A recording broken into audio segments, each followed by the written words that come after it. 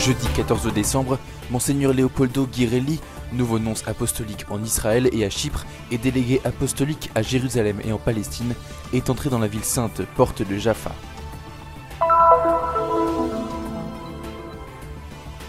Au Caritas Baby Hospital de Bethléem, nous avons rencontré des personnes qui s'occupent des enfants nécessiteux, comme si elles accueillaient l'enfant Jésus en personne.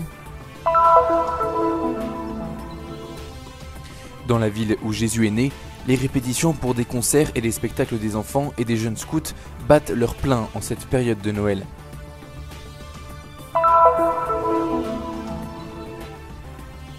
L'exposition du peintre de la région italienne des Marches, inaugurée le 7 décembre dans les salles de la curie de la custodie de Terre Sainte, est ouverte jusqu'au 2 février. Une opportunité pour s'immerger dans l'ambiance de Noël. Une aide matérielle et spirituelle, c'est ce que ce groupe réuni à Bethléem a voulu envoyer aux réfugiés qui se trouvent en Jordanie. En décembre 2017, a été ouverte la première maison du Père Noël en Terre Sainte. Chocolat, jouets, une crèche et des chants de Noël pour rendre le sourire aux enfants de la ville.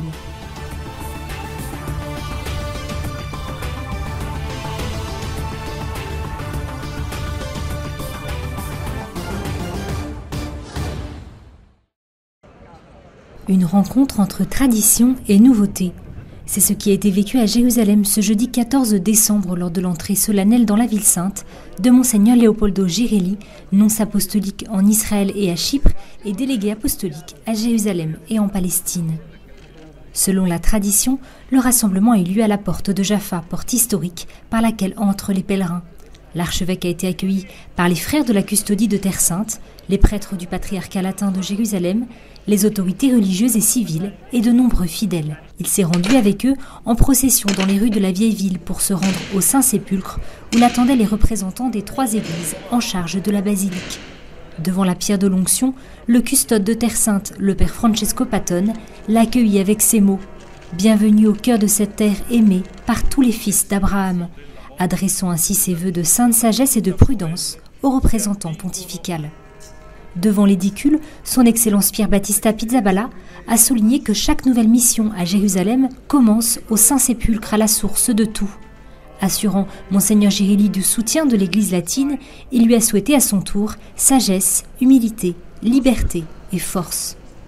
La paix est le mot qui est le plus souvent revenu sur les lèvres de ceux qui ont salué le nouveau nonce, avant que ne soient remises les lettres destinées à l'Assemblée des ordinaires catholiques de Terre Sainte et que le représentant du pape transmette la bénédiction apostolique aux personnes présentes. Paix pour Jérusalem, paix pour le monde entier. Quelques jours désormais nous séparent de la grande célébration de la Nativité du Seigneur. Il est donc temps de se préparer. Nella terza settimana d'Avvento vogliamo meditare sulla figura di Maria nell'Annunciazione, in quell'Annunciazione che accoglie. En cette 3e semaine de l'Avent, nous voulons méditer sur la figure de Marie dans l'Annonciation. Marie qui accepte la parole du Seigneur, qui accueille le Fils de Dieu dans son sein. Ici, nous voulons méditer tout cela à travers la phase qui nous accompagne dans l'attente du Seigneur. Venez parmi nous, venez chez nous Seigneur, pour mener à bien le projet commencé pour le salut de l'homme. Per concludere il progetto che il Signore ha iniziato per la salvezza dell'uomo. Cette attente se transforme en gestes concrets et de manière particulière ici à Bethléem, où Jésus est né. Au Caritas Baby Hospital, nous avons rencontré des personnes qui accueillent des enfants, comme s'ils accueillaient l'enfant Jésus en personne. Les enfants nous rappellent la particularité de l'Avent, qui est d'attendre l'enfant Jésus qui est né. Ainsi, les enfants nous offrent une excellente occasion de vivre l'Avent et Noël tous les jours, de manière simple et professionnelle, en leur assurant le meilleur des soins d'un point de vue professionnel, humain, mais aussi spirituel, et cela à tous les enfants qui passent par cet hôpital et aux familles qui les accompagnent. Non solo professionnali, ma anche umane, anche spirituali. Une lueur d'espérance dans un pays trop souvent marqué par les conflits. La présence de cet hôpital ici en Palestine est très importante. C'est le seul hôpital pédiatrique spécialisé dans la prestation de services médicaux aux enfants et qui traite les maladies chroniques telles que le diabète ou la fibrose kystique.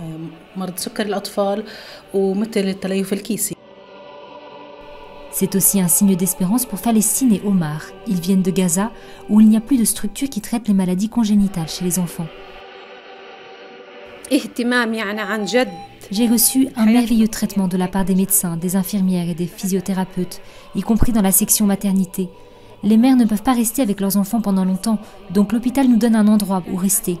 Nous sommes ici depuis 2 mois et la santé de mon fils s'améliore. Ceux qui expérimentent cette rencontre avec Jésus à travers ses enfants s'en sentent remplis. C'est ce qu'il y a de plus beau. Quand un patient arrive malade et fatigué et s'en va sain et sauf. Beaucoup d'enfants aiment retourner à l'hôpital car ils y trouvent un endroit accueillant et y ont reçu de bons soins médicaux. Cela nous pousse à donner encore plus. C'est la mission de l'hôpital Baby Caritas. C'est un travail qui dépasse les limites des murs de l'hôpital.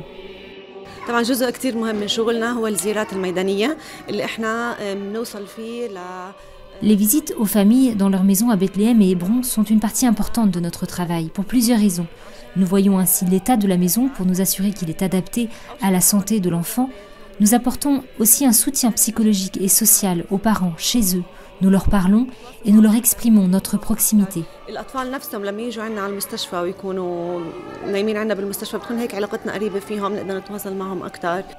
Comme Marie, nous attendons la venue de Jésus sans perdre l'occasion de le rencontrer à travers les plus pauvres et les plus petits.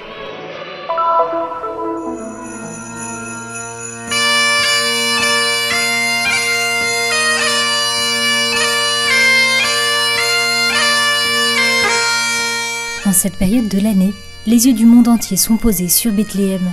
C'est dans cette ville où Jésus est né que 2000 ans plus tard, ce groupe de jeunes scouts salésiens se prépare pour Noël.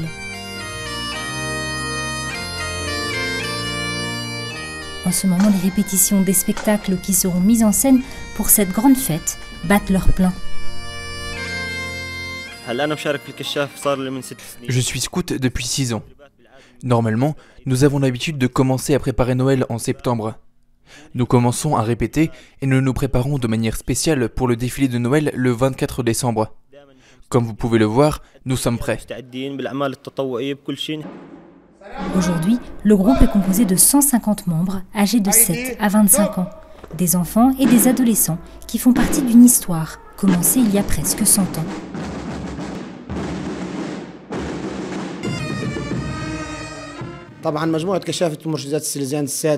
Le groupe scout du couvent des Pères Salésiens de Bethléem a une identité catholique palestinienne et a été fondé en 1922. C'était le premier de Bethléem et le 6e de Palestine. Il a traversé beaucoup de difficultés à cause des guerres et des crises, mais grâce à Dieu et à l'engagement des jeunes et des habitants de Bethléem, il a persévéré en faisant sans cesse des pas en avant. Les idées fusent pour parfaire toujours davantage l'harmonie festive de la fanfare. Je joue du saxophone depuis 5 ans. La coopération entre les membres du groupe est essentielle pour que nous soyons prêts et que nous puissions jouer correctement et de manière ordonnée. De Bethléem, non seulement les cloches, mais aussi les mélodies joyeuses des scouts annonceront au monde entier la naissance du Sauveur, Christ le Seigneur.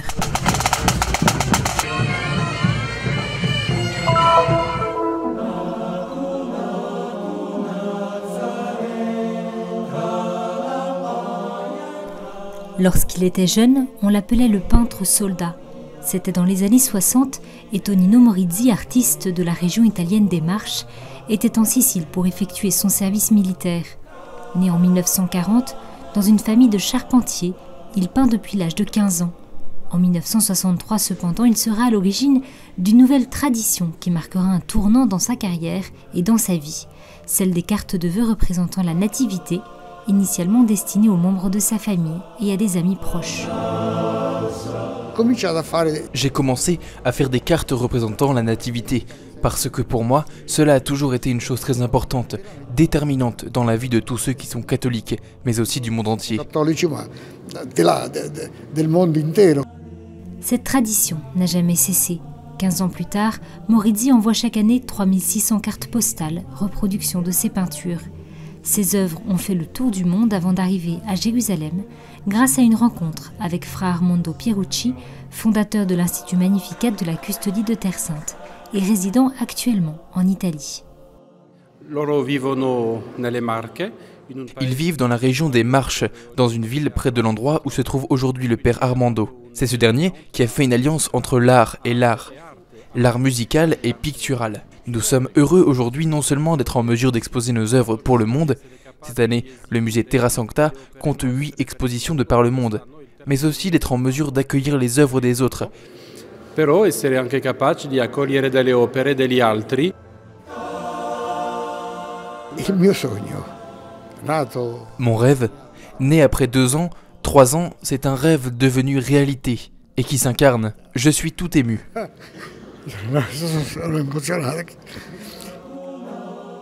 L'exposition, intitulée 1000 fois Noël et située dans la salle de la curie custodiale du 7 décembre au 2 février, présente 110 œuvres réalisées au fil des années. Elle ne suit pas un parcours chronologique, comme l'a souligné le conservateur, le professeur Stefano Papetti, mais thématique.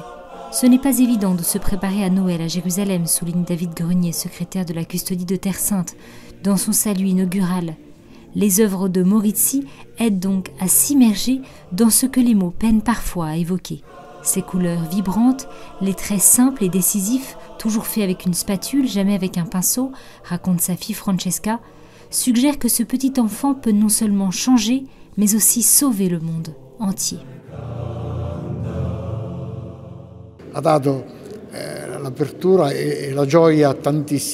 La naissance d'un enfant, c'est l'ouverture, la joie, comme Jésus. Pour moi, il est essentiel de transmettre cela, car la nativité peut alors advenir partout, sur un bateau, au pied d'une montagne, à l'extérieur, sur la grande place, partout. Sotto al monte, all'aperto, in piazza, in ogni luogo.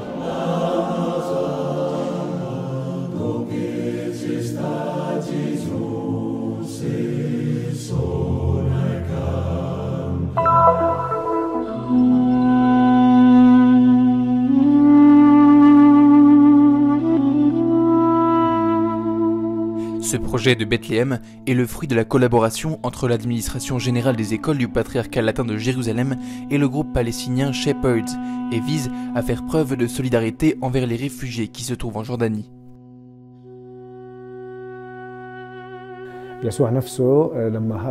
Jésus lui-même, en s'enfuyant en Égypte, a fui à cause des souffrances, de la guerre et du massacre que le roi Hérode avait commis contre les enfants de Bethléem.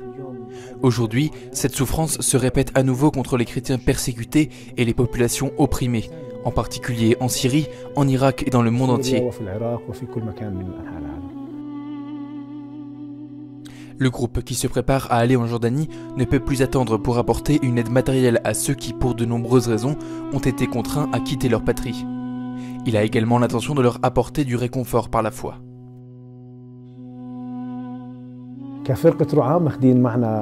Nous apportons avec nous un beau symbole de la grotte de Noël, une lanterne, la lumière de Noël. Nous l'offrons en signe de solidarité envers les personnes et les réfugiés en Jordanie et les familles jordaniennes elles-mêmes qui vivent à Amman, pour leur donner la lumière de Noël la veille de Noël pendant ces jours de préparation pour Noël.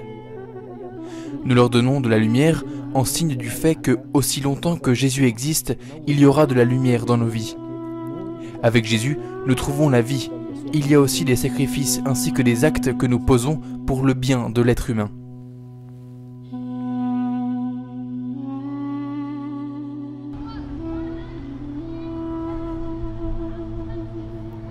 La Jordanie est l'État du Moyen-Orient qui accueille le plus grand nombre de migrants et de réfugiés. Les communautés les plus nombreuses viennent de Syrie avec au moins 1 million de personnes et d'Irak avec 700 000 personnes.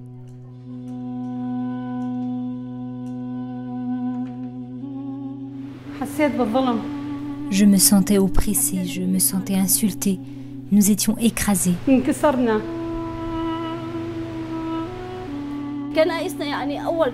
Nos églises étaient les premières églises. La grande église de Tiarei est la plus ancienne église du Moyen-Orient.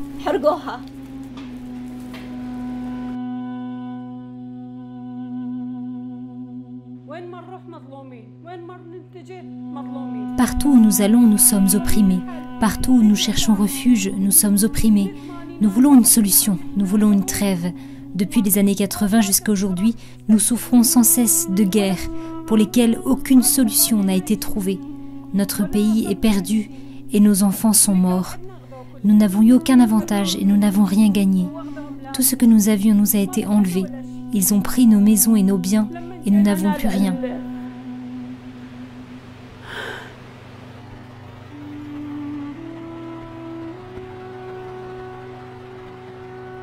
Dans son message pour la journée mondiale des migrants et des réfugiés qui sera célébrée le 14 janvier 2018, le pape François a encouragé le peuple de Dieu et les nations à venir en aide à toutes ces personnes. Tout étranger qui frappe à notre porte est l'occasion de rencontrer Jésus-Christ, a dit François, qui a continué. Le Seigneur confie à l'amour maternel de l'Église tout être humain contraint de quitter sa patrie à la recherche d'un avenir meilleur.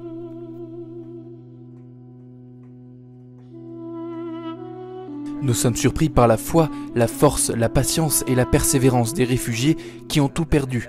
Perdu leur maison, leur avenir, leurs études et tout le reste. Pourtant, ils viennent ici, et ce sont eux qui nous enseignent la patience, la foi, la persévérance et l'amour.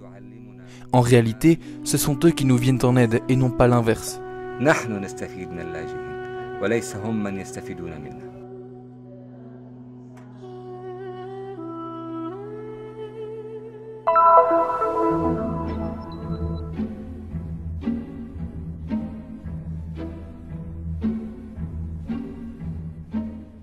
Au cœur de la vieille ville de Jérusalem, en ce début du mois de décembre, palpite un nouveau petit royaume enchanté, avec pour refrain « Oh, oh, Holy Land », c'est ici que le Père Noël s'est installé.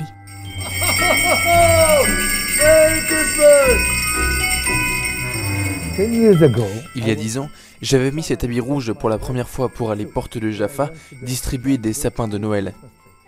C'est là que j'ai réalisé que tout le monde était très heureux de me voir déguisé en Père Noël, et je me suis dit « Waouh, ça donne de la joie aux gens. J'aime rendre heureux les gens et les enfants de Jérusalem. »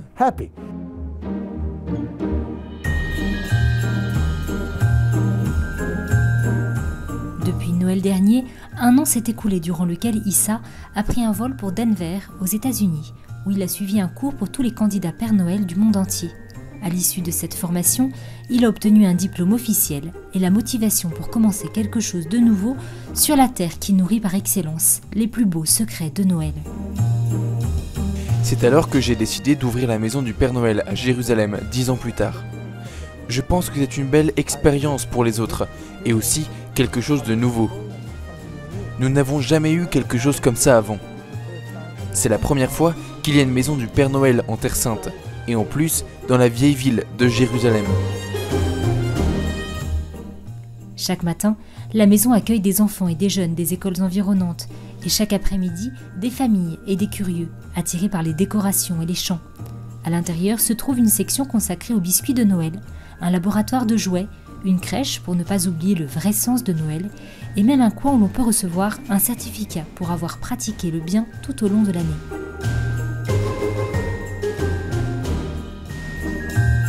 La sérénité n'est pas le mot qui reviendra le plus sur les lèvres pour parler de 2017 en Terre Sainte. La maison du Père Noël est cette petite lueur de joie, ce qui permet un instant de rendre le sourire aux enfants du pays.